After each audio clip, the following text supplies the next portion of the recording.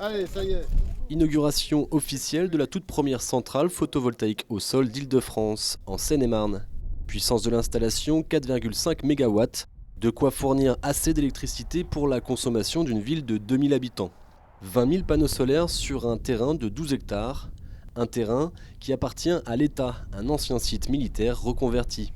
Il y avait la partie zone technique où on se trouve ici, toute la partie sur votre droite là où il y a le champ photovoltaïque était une zone de friche qui servait donc aux militaires de faire des exercices. Dans le cadre de la réorganisation des implantations territoriales du ministère de la Défense, le 2e régiment des Hussards quitte la commune. L'État confie alors le terrain à la Sovafim, une entreprise publique de valorisation foncière. Un partenariat se crée avec Sunco GC, un des spécialistes français dans le secteur du solaire. Ensemble, ils décident de répondre à l'appel d'offres du gouvernement en 2009, qui portait sur la construction d'au moins une centrale solaire au sol dans chaque région de France. Un projet que le gouvernement va finalement déclarer sans suite fin 2010.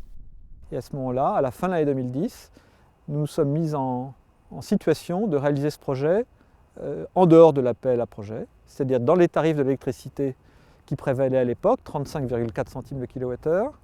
Et pour que nous puissions bénéficier de ces tarifs, il était indispensable que nous réalisions la centrale avant la fin du mois de février 2012. Grâce à ce tarif d'achat, la société pourra rembourser son investissement de 13 millions d'euros en 10 ans, malgré le faible ensoleillement de la région.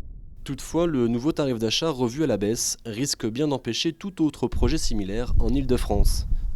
Les conditions tarifaires qui sont aujourd'hui en vigueur n'offrent probablement pas la possibilité de rentabiliser de manière correcte un projet faute d'un ensoleillement suffisant.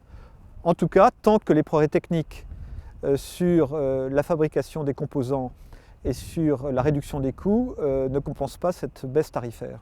Et sur ce point, les professionnels du secteur restent plutôt optimistes. Cette centrale-là, maintenant, on la construirait, on aurait au moins 30 ou 40% moins cher, puisqu'il y a des progrès qui sont faits et c'est permanent. Donc il y a toujours un ajustement qui doit être fait un petit peu entre le prix de rachat et la réalité des coûts. On va dire qu'actuellement, le curseur a été un peu loin et qu'il y a un petit décalage entre le coût et effectivement le prix de rachat pour l'Île-de-France. Mais c'est évident que dans 1 an, 2 ans, on arrivera à un point d'équilibre et qu'on pourra retrouver des centrales dans l'Île-de-France. En attendant, en Île-de-France, d'autres projets similaires, dont 4 en Seine-et-Marne, ont dû être abandonnés.